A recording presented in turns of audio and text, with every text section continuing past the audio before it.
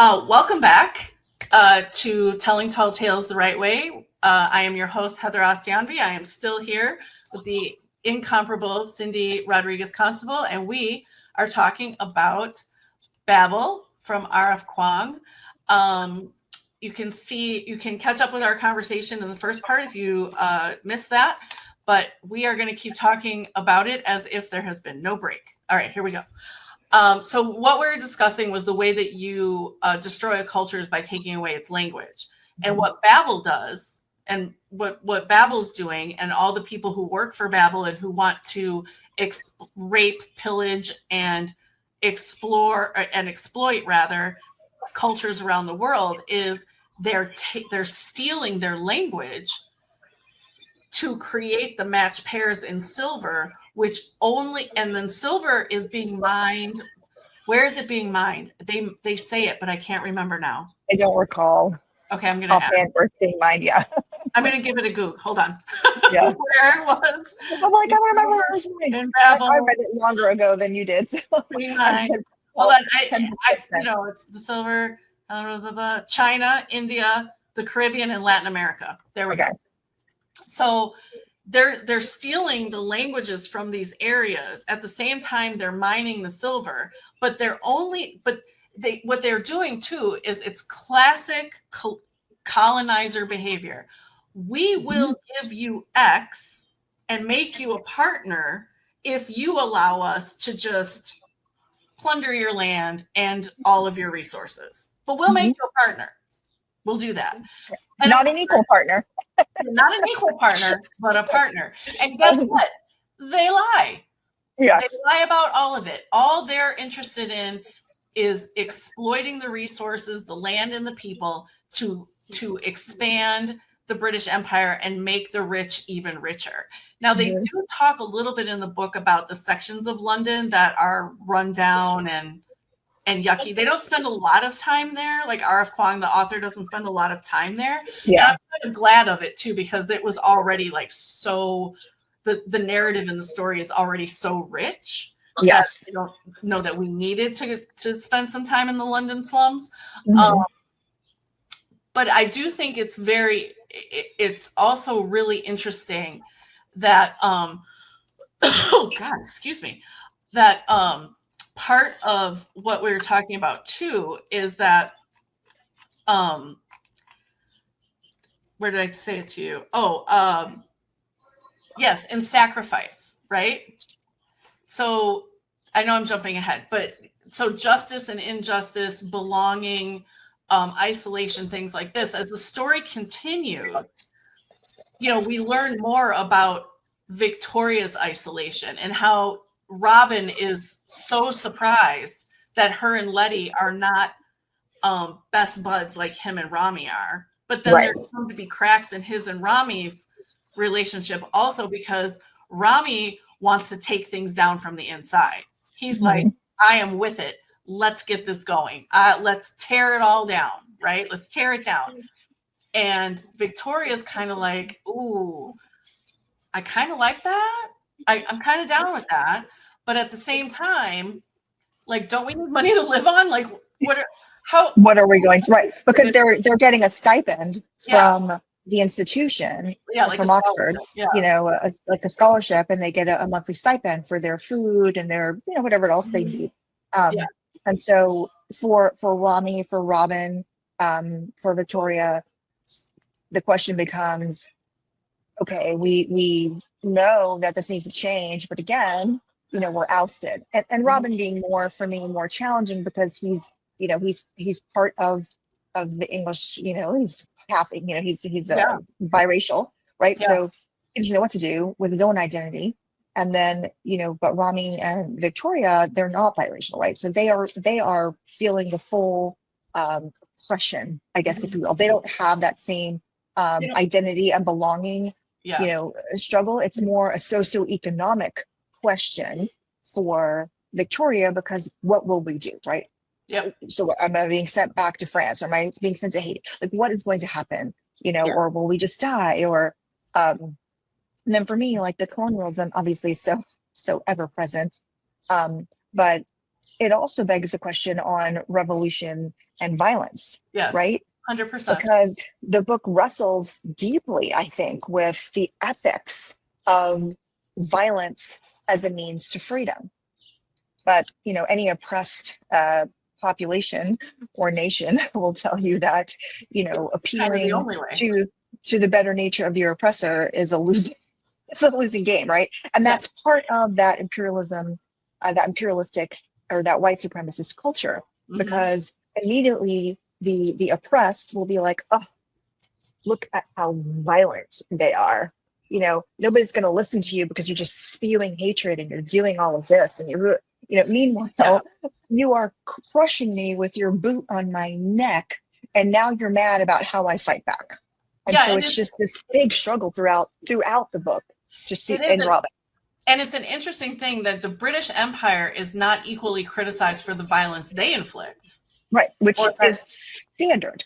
Yeah, it's just what it is, right? You're all savages. Like the rest of the world is savages. And it brings to mind, I thought about this in the shower this morning, because, this is what you think of when you're in the shower. But I don't know if you saw Shogun last year on Hulu. No, I did not. So Dwan Johnson and I, we did an episode of Telling Tall Tales the Right Way, and we focused on Shogun. And it was interesting because the Japanese use a word anjin, the anjin, which means savage, right? And it reminds me of, and we're not going to talk about this right now because you're not done, but R.F. Kuang's trilogy about the Poppy War trilogy. Yes. In that, because this takes place in a land that's not necessarily China, but it is. Yeah. The Hesperians, when the Chinese characters or the Sign Guardians, right? The Guardians get their first look at the Hesperians. They are repulsed because the Hesperians are white. They have pale skin, light eyes, light hair, and and what repulses them the most is that you can see their veins, right? Like I can see my veins, right, under my skin, and so they're repulsed by that. But it's an interesting juxtaposition when you go back to Babel, because while the British or the Americans also in real life think about savages, they don't look at their own savagery towards the people that they're oppressing. They just think that they deserve it because they're not really people. Yes. Right? And they are less than. They are othered. Yes, everybody's othered. If you're not white and British, you are othered. They don't even really respect the French or the Spanish or Italians very much. If you are not white British in Babel, you are definitely less than, and you are those people. Right. You're a resource. You're for consumption, usage, and then you're tossed away. Yep. And so the story continues. So Robin continues to be caught between, do I really want to be with my brother? Who then, when he learns that he's his brother, he is like, holy crap, that's my brother. Right? Like, what? Yeah. So, but he doesn't feel really in any like affinity toward Griffin. He's still very conflicted. But then there's also, as the story goes on, and when they go through their studies, there's these like social interactions they have run-ins with Griffin's Hermes Society, and they almost get caught a couple times doing some shady things. But then comes the trip to China. And this is where I feel like the book builds to this point, and it's like at the top of the hill, and then all the action that comes just keeps rolling from this trip. Like it's, so the trip to China, you describe it because. Well, Robin's trying to like remember, right? Like, he's going back to his homeland, and a professional level, frames it as research, right? So this is a research trip, but the deeper function is more revelatory for Robin, as he goes there, because he has to confront the past, right? So it's his first time going back since being taken as a child. Yes. So then he's trying to reconcile in his own mind the boy he was with the man, I use the term man loosely, that he's becoming, because the cultural and linguistic dissonance hits him really hard. Because this is a point in time where he really, really has to grapple with, he's not quite Chinese. Right. He's not quite English. Yep. He's kind of adrift between these two worlds. And as he's trying to like confront that and see like it doesn't look how it looked before, how he doesn't know how to feel, and it's still he's a kid. So, and these are huge concepts, right? And then he begins to see the mask, if you will, of the scholarship. Yeah. He finally starts to realize that Babel's intellectualism is not neutral. No, even though it's presented to him as neutral, which is why he's struggling initially, because the Institute isn't studying languages and cultures out of respect or curiosity. They're doing it to extract what they can, to extract and exploit. The translation, he starts to realize, is used to power the imperial engine and not to preserve any form of cultural heritage. So I think that's the first time he's like kind of smacked right in the face with that reality. Yeah. To that point, he had been able to kind of like, he kind of had one foot on both sides of the right. He was kind of doing this, but I could rationalize it a little bit more, prior to going, right. But I think at this point it was like a moral reckoning. He's witnessing firsthand that the British are exploiting the Chinese resources and their people. It can't be theoretical anymore. It can't be something that Griffin is just telling him, or that he's just hearing whispers of. Like, he's seeing boots on the ground colonialism happening, like in his face, right? And so it's really gutting for Robin, to fully question whether, Babel can be reformed from the inside. Because he's like, we can make change, where Rami's like, burn it to the ground. And at this point, I think he finally realizes, like, okay, maybe we can't make change. And I think too, what does that mean? I feel like it's so profound that he realizes that his like linguistic gift could be the very weapon that's needed to destroy the system. It's the first time that he really reflects on everything that's Griffin has told him, and realizes that Griffin is right probably about 90% of it, right? But this is also when they're in Canton. They're helping do whatever business needs to be done, but then they have to leave quickly. I forget why. But revolution starts to kick up, or the villagers are fighting back, or something. There's a skirmish of some kind. Yeah, it doesn't necessarily involve them directly, but they're like, we got to go. And so they get on their ship and they're starting to sail away.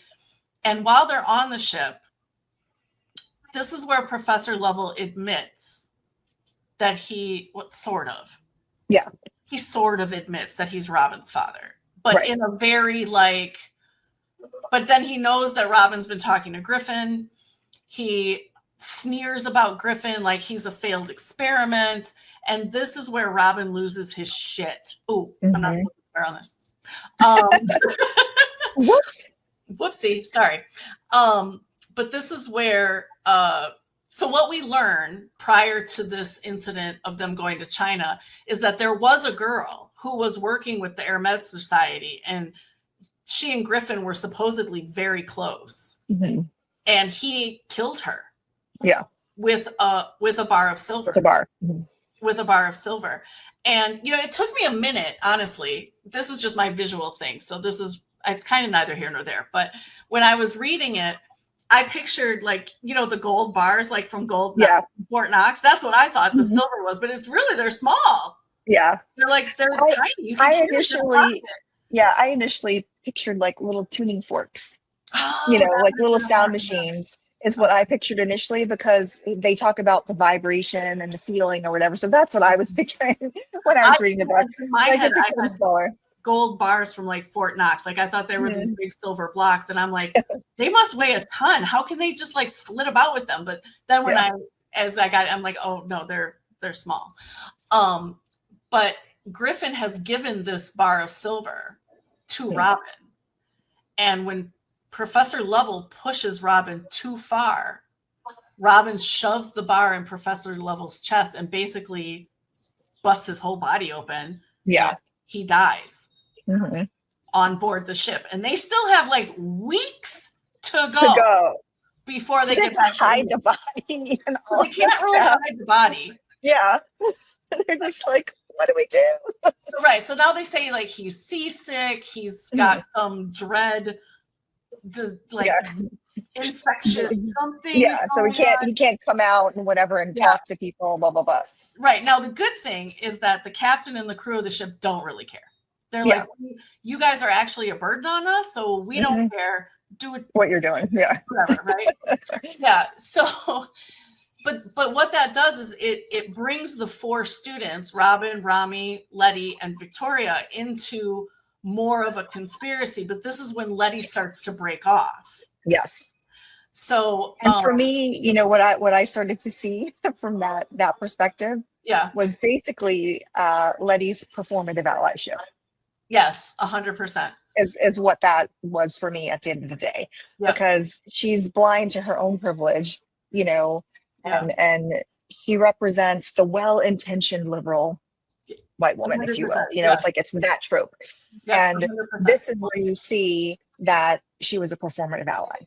Because when the rubber met the road and she needed to be there for her friends, she gave them up for her own safety. We're going to speed ahead a little bit. So, because there's a lot of details in between, and it's not that they're not important, they are.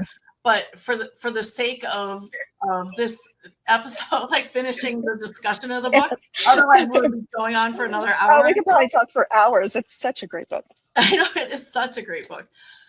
So the death of Professor Lovell kind of sets off on the ship, kind of sets off the rest of the action to come for the rest of the story. What ends up happening is they decide to fully join the Hermes Society, all 4 of them. Robin, Rami, Letty, and Victoria. They decide to do it. They run away from school. They leave school and they are in hiding because now it's come about that Professor Lovell is dead. People know it. They suspect Robin and they suspect the foursome of doing him in, which, you know, they did. Yeah, they did. Yeah. And so now they got to go into hiding. They got to leave school. And so they're in hiding with the Hermes Society. And one day Letty's like, I'm going to go for a walk. And they're in a well-protected, like it's an old library. And so, but there's like, they have a little kitchen set up. They have meals. Like it's like a little army stronghold is what it kind of is. But Letty betrays them. Letty betrays them to the authorities. And so, Robin ends up going to jail. Griffin breaks him out. Griffin and some white boy get into it. They shoot each other. Now Griffin is dead. I forget that white boy's name, but he wasn't very important. He was just kind of like the foil. Yeah, like a side character. Yeah, he was like the foil for Griffin. And so now Robin and Victoria and Rami go back to Babel. And they conspire with a couple of professors who, unbeknownst to them, are also part of the Hermes Society. Yeah. And they conspire to bring Babel down. And not just in a figurative way. Like, they're going to collapse the building. But the only way to do that is... Somebody has to stay to activate. So, and it's a very elaborate spell, and the structure of the spell they have to weave to get this done is so well written. You can almost like feel the weight of their despair, right? It's just, and they build barricades, and the people from the town are actually kind of with them to bring Babel down, because the people of the town have been exploited by Babel in Oxford for 100 years. Yeah. And Letty even comes to negotiate. She's like, you don't have to go down this path. Like, you can get out of this. Like, you can still like live your life. And Robin is like, I'm sorry, what now? And when Victoria confronts Letty, because it's Victoria and Robin that go to talk to her, Victoria's like, you never saw what was actually going on with me. And Letty was like, you didn't see what was going on with me. About how I had to fight to get here, and my father wouldn't pay, and all of this sort of thing, all because I'm a girl, even though I'm smarter than every boy in my family, right? And Victoria's like, yes, poor you for being the white girl who exactly gets to go home to her rich family and exactly whatever.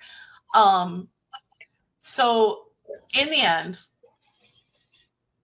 they decide who's going to people. They have meetings amongst themselves. It's Robin, Victoria, Rami. Oh wait, Rami's dead by this time, isn't he? Yes, by this time he has died. Mm-hmm. I forgot about that, you guys. I'm sorry. Oh, I forgot that. Yeah. Rami died, which, really just kills Robin. Yeah, I mean, it destroys him. It destroys him. Yeah, it really destroys him. He was stabbed. Wasn't he stabbed? Mm-hmm. He was. Okay. Oh no, he was shot. Was it by is that who let these sheets? Oh my gosh, I can't even remember. I thought she stabbed him. Isn't that terrible? Oh, she might have shot him. No, she shot him. You're right. She shot him as she came through the door with the troops to the stronghold. Yes. Like, what are you doing? And then she was like, you need to get out of the way. And he's like, what are you doing? And she shoots him. Mm-hmm. Right. So, okay. So sorry guys, we had to kill Rami. But that's what destroys Robin, and that's really the last straw for him. He's like, I'm going to bring Babel down no matter what it takes. And if that means sacrificing myself, I'm good with it. Yep. And that's what he does. So it's him, I think 2 other students. Stay. Mm-hmm. and the 1 or 2 professors. And they each have to take a position on the floors of Babel. And they construct these pyramids of silver, and then they synchronize their watches. Remember when we on TV would be like, synchronize your watch. So they synchronize their watches, and at this precise time they start chanting the match pair of languages that I forget what language did they use? English and Latin? English and Latin, I think, is what they ended up using. Yeah, so they discovered the match pair that would bring the tower down, and that's exactly what they do. They bring the tower down on top of themselves. So Robin, a couple other students, and a professor to sacrifice themselves to bring down the tower that powers the British Empire. Mm-hmm. And I know it's stupid, but I really was hoping that Robin, like, there would be a resolution where Robin lived. I really, really wanted him to live, but at any rate. Yeah. And then, I mean, I thought so too, but the way they ended that chapter, I'm assuming he does not. Oh, he totally dies. Yeah. Because he's on the ground floor. Yeah. So as the tower comes down, all the other floors are collapsing on top of him, Yeah. So he but in the last chapter, Victoria rides away. She rides away. She's the lone survivor of this group that took over Babel. And she knows that she has to stay hidden somehow, because if Letty finds out that she's alive, Letty will come for her. Mm-hmm. And that's when she pulls out the note that Griffin had left for Robin and says, there are more of us, and there's a list of names. That's the list I referred to in the first episode, where we know what that means. That means you have Griffin and Robin have more half siblings somewhere in the world. Somewhere in the world. Mm-hmm. But Letty, but at this time, not Letty, Victoria doesn't know that. Doesn't know. Yeah, she doesn't know what it means.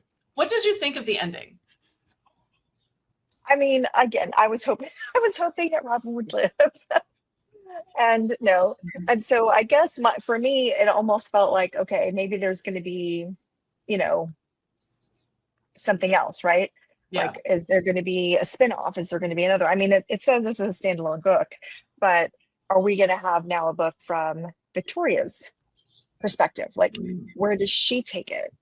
Or will it come, where maybe she takes us deep into the Hermes Society, and we get to see Like what all is going on there? Because my question is, okay, they brought down Babel.